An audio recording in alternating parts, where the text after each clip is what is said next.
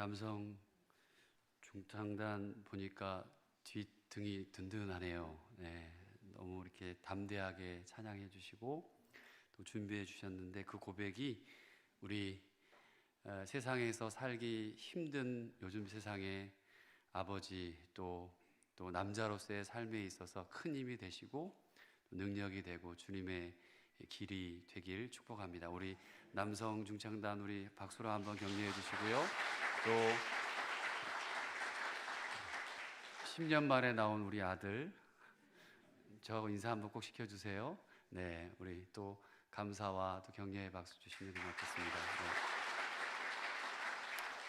지금 우리는 우리 신흥 공동체의 패턴과 또 패러다임과 그 문화를, 신앙의 문화를 세워가며 하나님 앞에 지금 이번 한 주 동안 결단하고 40일을 결단하면서 나아가고 있습니다.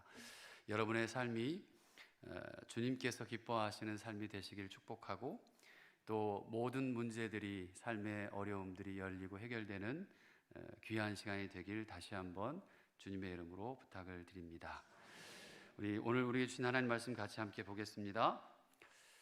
요한복음 19장 1절부터 16절까지의 말씀입니다. 제가 한 절, 여러분이 한 절 함께 교독합니다. 이에 빌라도가 예수를 데려다가 채찍질하더라.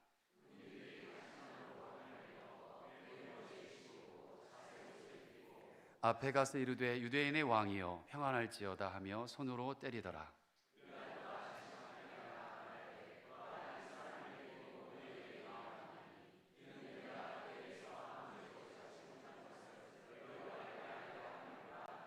이에 예수께서 가시관을 쓰고 자색옷을 입고 나오시니 빌라도가 그들에게 말하되 보라, 이 사람이로다 하매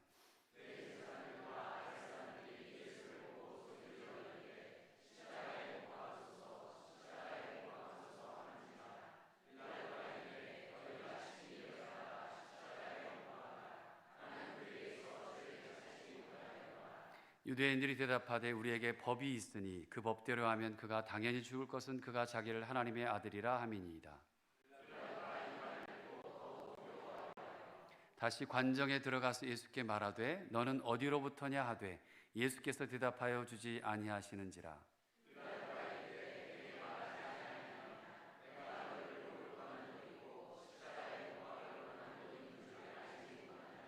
예수께서 대답하시되 위에서 주지 아니하셨더라면 나를 해결할 권한이 없었으리니 그러므로 나를 내게 넘겨준 자의 죄는 더 크다 하시니라.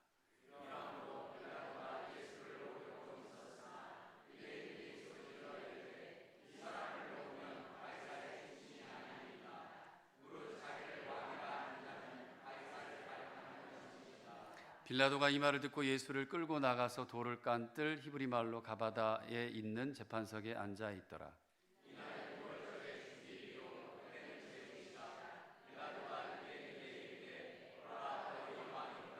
그들이 소리 지르되 없이 하소서 없이 하소서, 그를 십자가에 못 박게 하소서. 빌라도가 이르되 내가 너희 왕을 십자가에 못 박으랴. 대제사장들이 대답하되 가이사 외에는 우리에게 왕이 없나이다 하니 이에 예수를 십자가에 못 박도록 그들에게 넘겨주니라. 아멘. 하나님 아버지, 오늘 세 번째 날 모여서 하나님 앞에 나와 예배하는, 기도하는, 찬양하는, 또 말씀을 읽고 듣는 우리 사랑하는 모든 성도들을 축복합니다. 주님, 이들의 모든 걸음걸음을 기억해 주시고 삶을 기억해 주시고 삶의 문이 열리게 하시고 모든 악한 것들은 떠나가게 하시고 오직 주의 영이 함께하고 말씀이 함께함으로 승리하는 인생들 되도록 주여 역사하여 주시옵소서. 은혜에 감사해서 주님 앞에 예물을 올려드립니다. 우리 인생의 주인이 누구이신지 이 예물의 고백을 담아 드리오니 주여 기뻐 받아 주시옵소서. 드리는 모든 손길과 마음들, 그들의 시간도 받으시고 하나님 그 가운데 하나님 풍성하고 넉넉하도록 하나님께서 원하시는 방법으로 쓰임받도록 은혜를 베풀어 주옵소서. 오직 생명만이 남기를 소원하며 예수 그리스도의 이름으로 간절히 기도드립니다. 아멘. 2025년 고난주간 특별밤 기도회 세 번째 날에 오신 여러분들을 진심으로 환영하고 축복합니다. 옆에 분에게 이렇게 인사합시다. 비싼 분이십니다. 싼 분이시다 그러지 마세요. 비싼 분들이세요. 왜 비쌉니까? 주님이 핏값 주고 한 분 한 분을 다 사셨어요. 천하보다 귀한 생명 한 분 한 분을 다 사셨어요. 높고 낮음도 부도 가난도 없습니다. 사람의 성격도 없습니다. 주님이 여러분 한 분 한 분을 비싼 값을 주고 사셨어요. 생명을 다 내어놓고 사셨어요. 다시 한번 이렇게 한번 또 인사합시다. 아이고 귀하게 보이십니다. 시작. 아이고 귀하게 보이십니다. 비싸세요. 어제는 우리가 은폐된 욕망에 대한 그리고 하나님 나라에 대해서 말씀을 나누었습니다. 우리는 이제 고난주간의 한가운데를 지나고 있는데요, 벌써 3일이 됐습니다.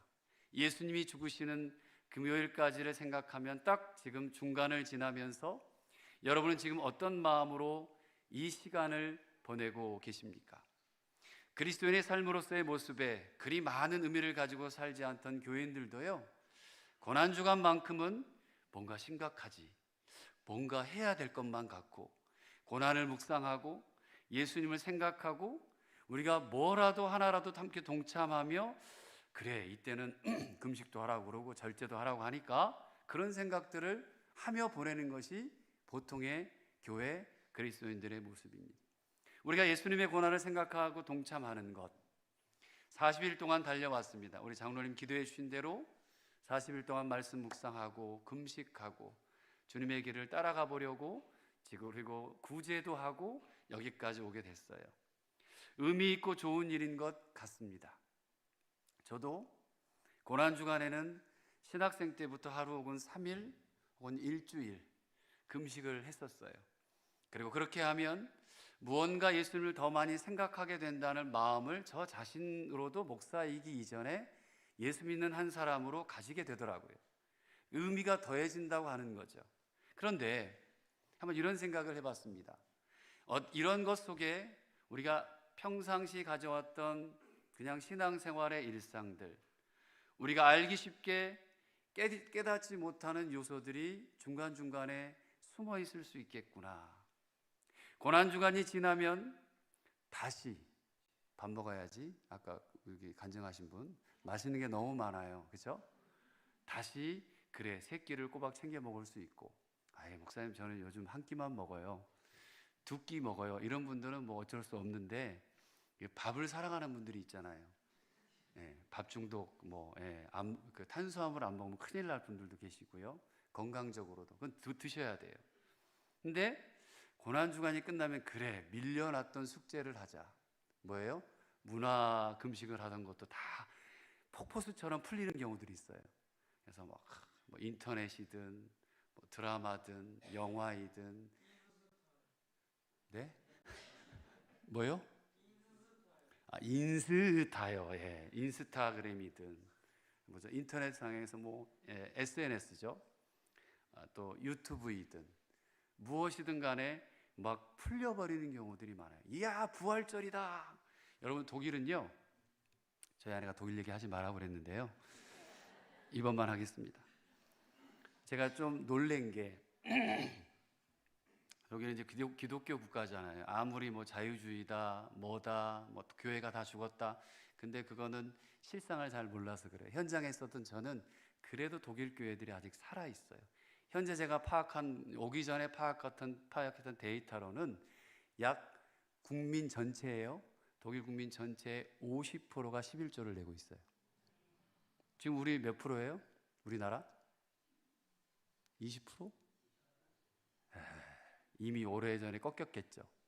11조 내는 사람, 종교세를 내는 사람들이 50% 정도 돼요. 정확히 말하면 49%예요. 60년대, 70년대에는 90% 이상이 11조를 냈습니다. 근데 많이 경제적으로 어려워지고 신앙적으로도 다운되고 말씀하신 대로 자유주의가 있을 수 있는데, 그게 이제 약 한 40% 이상의 사람들이 이제 주님을 떠나진 않았지만 11조를 하지 않고 주변을 맴도는 사람들이 있죠.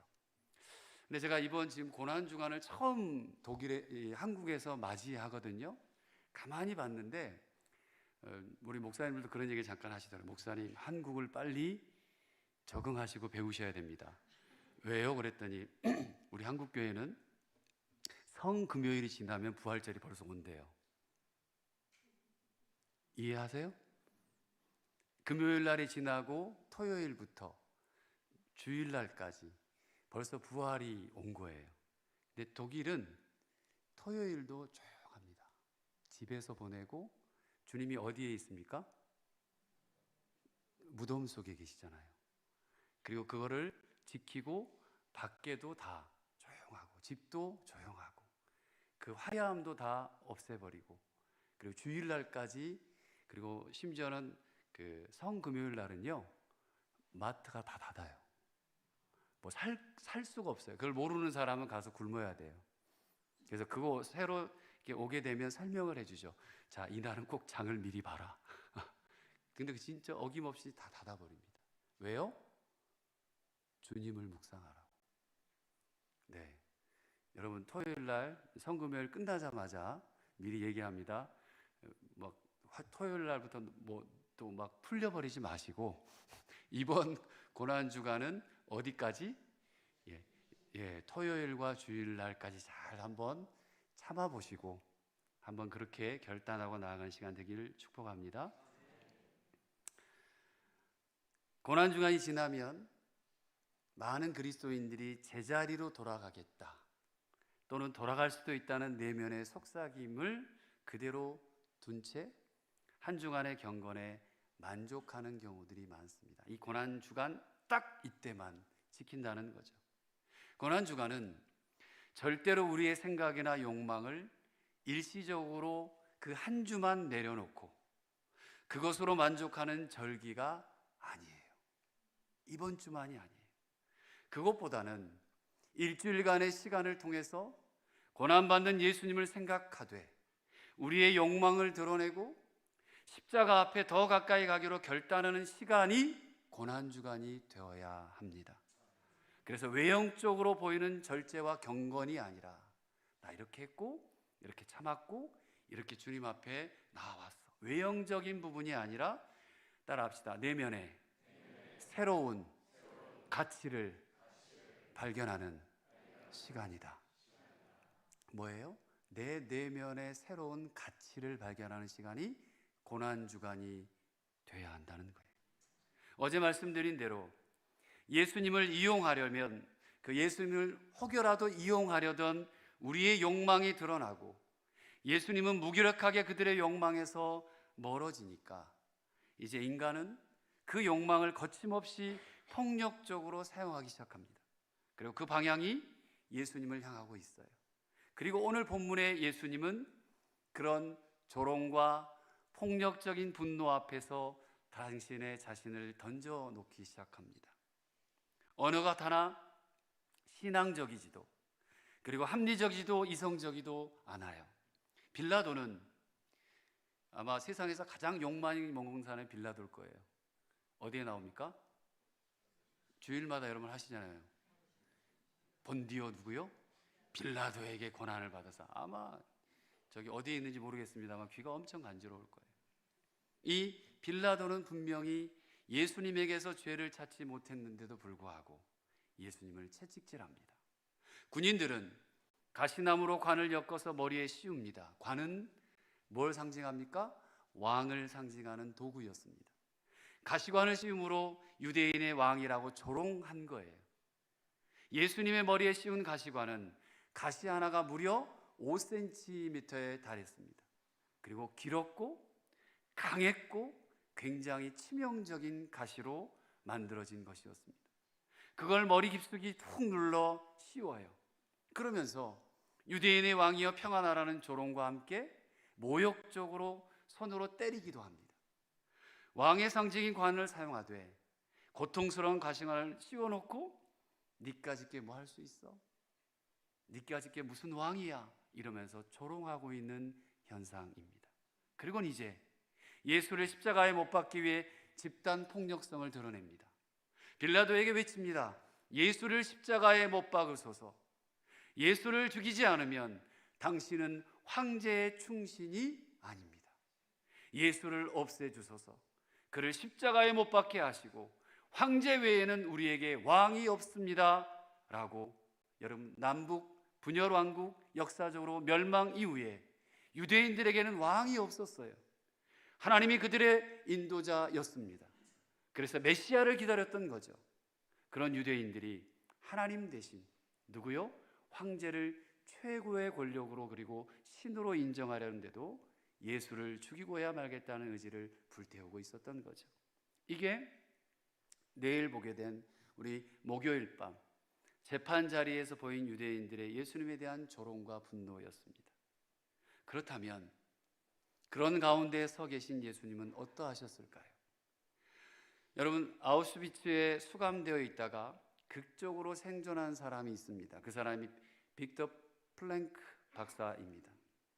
죽음과 희망이라는 독특한 정신세계를 경험하고 연구한 사람인데요, 이분이 유명한 책을 썼습니다. 죽음의 수용소에서라고 하는 책을 썼어요. 인간이 가장 참을 수 없는 것 중 하나가 뭘까요, 여러분? 가장 참을 수 없는 거. 김태형 목사님 앞에 있다는 죄로 목사님에게 가장 참을 수 없는 게 뭡니까? 배고픔입니다. 잘 드시더라고요. 내가 신방을 같이 다니는데 배고픔이래요. 본인에게 있어서 가장 참을 수 없는 거. 장로님 중에 한번 물어봐야 되겠네. 예. 김정민 장로님, 예. 총대를 매셔야겠네요. 가장 참을 수 없는 게 무엇입니까, 장로님한테? 잠이요? 잠을 참을 수 없으시다네요. 저기 뒤에 사진 찍고 계시는 김세호 장로님, 가장 참을 수 없는 게 뭐예요? 저는 잘 참을 수 있는데, 참, 그쵸? 어렵죠. 쉽지 않죠. 예, 많이 져요. 그쵸? 근데 이 박사는 연구를 해봤는데, 가장 참을 수 없는 것 중에 뭐 여러 개 있겠죠? 하나가, 정답은 뭐 없습니다. 사람마다 다르니까. 모멸감이라고 그럽니다. 모멸감. 정말 참기 힘든 것이 육체적인 노동이거나 어려운 그런 것들이 아니라 부당하고 비합리적인 일을 당할 때 오는 정신적인 고통이라는 거죠. 어떻게 내게, 어떻게 당신이. 지금 예수님은 그런 모멸감의 한가운데 서 계셨어요.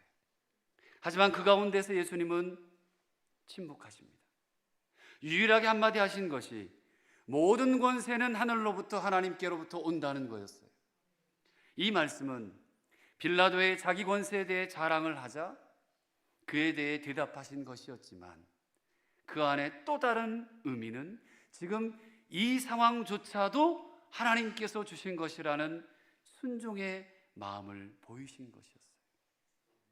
예수님은 지금 죄가 없으신 가운데서 모멸, 조롱을 받고 계십니다. 그들이 예수님께 하는 행동은 인간의 자존감, 그런 것은 아예 생각할 수도 없는 상태였어요. 시편 22편의 예언처럼 성경은 예언으로 쭉 구약부터 이어져서 예수님이 오시기까지 그리고 이후까지 계속해서 예언을 받고 환상을 받고 그렇게 기록되고 쓰여진 것이 하나님의 말씀이에요. 한 마리의 벌레로 취급받고 시편 22편에 그리고 놀림받고 그렇게 정말 그냥 바닥까지 처해지는 그 상황, 그런 상황에서도 그 조롱의 한가운데서 예수님은 묵묵히 이겨내십니다. 그 길이 하나님께서 예수님을 통해 이루실 일이기 때문이었습니다. 이제 다시 당시 유대인의 모습에서 우리를 한번 비춰보고 싶습니다. 유대인들은 자기들의 숨겨진 욕망이 예수님을 통해 드러나자 비열하고 무자비해졌을 뿐만 아니라 신앙조차 아무것도 아닌 것으로 만들어버립니다. 종종 교회도 그렇지요. 말씀보다 하나님보다 어때요? 내 자존심이, 내 신앙이, 내가 걸어왔던 길이 더 우선되는 경우들이 있어요? 있어요. 아이고 왜 장로님 저러실까? 아니 왜 권사님 저러실까? 왜 안수집사님 저러시지? 왜 집사님 저럴까? 유대인들이 지금까지 지키려던 율법, 그것은 하나님이셨어요. 하나님이었단 말이죠. 껍데기만 남았다 하더라도 그건 철저히 지켜야 할 그들의 자존심이었거든요. 하나님만이 유일하게 유대인의 하나님이시고 유대인의 왕이십니다. 그런 그들이 15절 그 너희의 왕을 십자가에 못 박아도 되겠느냐고 묻는 누구죠? 빌라도의 질문에 대답하는 말을 한번 들어보십시오. 함께 읽어봅시다. 15절입니다. 시작. 그들이 소리 지르되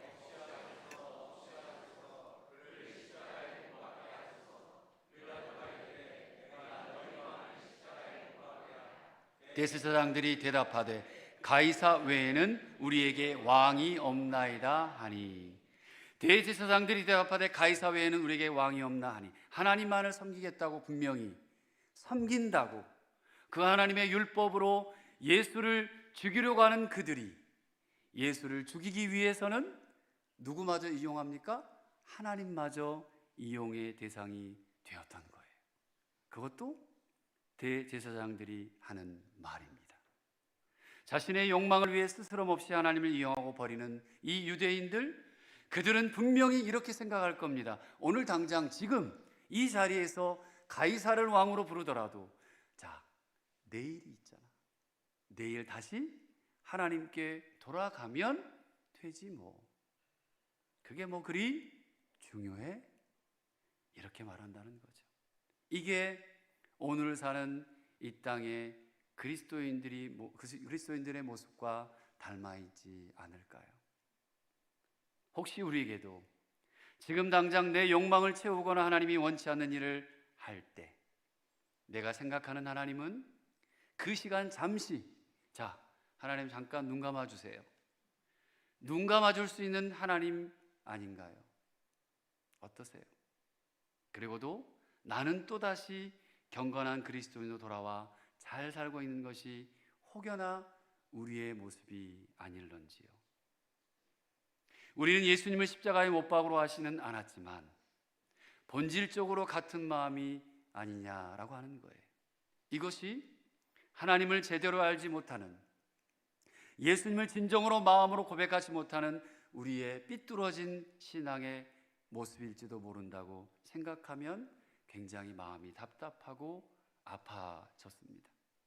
하지만 예수님은 참 감사하게도 우리가 그분을 따를 수 있도록, 그분의 길을 따라갈 수 있도록 몸소 보여주시는데 그 가운데서도 분노하지 않으셨습니다. 그대로 그 조롱의 한가운데 떡하니 서십니다. 그리고 온전히 자신의 몸으로 다 받아내기 시작하셨어요. 죄 없으신 그분이 우리의 죄를 위해 그 조롱과 분노를 그대로 감내하셨던 것이죠. 그분의 그 감내되시는 그 마음은 하나님께서 우리를 사랑하셔서 행하시는 구속 계획에 순종하는 아주 커다란 중심이었고, 당신이 또 우리를 사랑하심을 침묵과 아픔으로 받아내는 것이었습니다. 어떤 보석상의 강도가 들어왔어요. 이 강도는 이상하게도 아무런 보석도 가져가지 않았습니다. 단지 강도가 한 일은 보석 아래 적어놓은 가격표를 바꿔놓은 것이었어요. 고가의 보석에는 가장 헐값의 가격표를, 값싼 보석에는 가장 고가의 가격표를 반대로 붙여놓습니다. 다음 날부터 보석상에는 대혼란이 일어났어요. 주인이 알아차렸을 때는 모든 귀한 보석을 어때요? 다 잃어버리고 난 후였답니다. 바로 이것이 사탄이 우리에게 한 일입니다. 우리의 삶에 들어와 가격표를 어느 순간에 바꿔놓아 버렸어요. 무엇이 최상의 가치를 가졌는지, 무엇이 정말 하잘것없는지를 거짓으로 다 바꿔놓은 것입니다. 우리는 회개함으로 그동안 인생을 걸만하다 쫓아온 가치가 아닌 우리에게 진정 소중한 가치를 되찾아야 돼요. 하나님의 하나님 되심과 나의 피조물됨을 고백하고 나를 포기하지 않는 그 하나님의 사랑의 가치를 우리 이 땅의 교회가, 적어도 우리 신흥가족들은 그 가치를 다시 찾으셔야 합니다. 구원이 얼마나 놀라운 은혜일까? 내가 얼마나 귀한 존재인지. 아까 다 비싸다고 그러셨잖아요. 제가 얼마나 비싼 값 주고 사셨는데 얼마나 귀한 존재인지 다시 깨달으셨으면 좋겠습니다. 그러면 함부로 하지 못하고요, 여러분 옆에 있는 한 분 한 분이 얼마나 소중하고 귀중한지, 그것이 교회이고 그것이 주님 믿는 사람이 가져야 될 인간, 사람, 우리 같은 공동체에 품어야 할 마음입니다. 그때 나에게 주어진 보잘것없다고 생각되는 일상이 더 추가해서 여러분의 매일의 삶의 일상이 사실은, 따라합시다, 하나님의 나에게 주신 엄청난 축복이다. 할렐루야. 오늘도 우리는 너무나도 안타깝게 한 집사님의 죽음을 맞이했어요. 내일 입관 예배 2시에 출발합니다만 여러분의 일상 하나하나가 하루를 더 살더라도 아유 나는 너무나도 힘들어 못 살겠어 하는 이 일상이 주님이 주신 너무나도 값지고 귀한 엄청난 축복임을 알게 되시길 바랍니다. 오늘날 사회와 문화 구조를 객관화시켜 보면, 제가 한국에 와서 한번 설교했습니다. 느낀 것 딱 하나 있습니다. 와, 편하다. 여러분 공감하세요? 고마워. 제가 여기 와서 느낀 게, 와, 편하다. 새벽에 나가도 뭐가 열려 있고 필요한 거 어디든 가서 살 수 있고 조금만 나가면 다 살 수 있는데, 제가 살았던 곳은 그럴 수가 없었거든요. 편안하게 살고 싶다는 사상이 이 지금 우리가 살고 있는 세상에 팽배해 있습니다. 돈을 더 많이 벌고 싶고 당연하죠. 편안하게 살고 싶고 당연하죠. 유명해지고 싶어 하는 것 당연하죠. 세상이 추구하는 가치를 하나님의 사람들도 따라가고 있어요. 우리는 무엇이 하나님의 뜻인지를 분별할 줄 아는 지혜와 분별력을 먼저 가졌으면 좋겠습니다. 하나님이 기뻐하신 것을 선택해서 우리의 인생을 리셋해야 합니다. 사탄이 나도 모르는 사이에 내 삶에 들어와서 바꿔치기 한 가격표를 여러분 원래대로 되돌려 놓아야 합니다. 오늘 우리는 그 예수님 앞에 나와왔습니다. 이 자리에 나와서도 그분에게 잠시 눈 감아 달라고 그렇게 하나님께 말하지 않았으면 좋겠습니다. 그게 우리 스스로에게, 그리고 예수님 보시기에 얼마나 속상한 일인지 알아야 되고 가슴 아파해야 합니다. 그 대신 예수님의 묵묵히 이기시는 그 사랑의 마음을 느끼는 우리들이 다 되었으면 좋겠습니다. 우리는 무엇이 하나님의 뜻인지를 분별할 줄 아는 지혜와 분별력을 가져야 합니다. 하나님이 기뻐하신 것을 선택해 주십시오. 우리 인생을 리셋해 주십시오.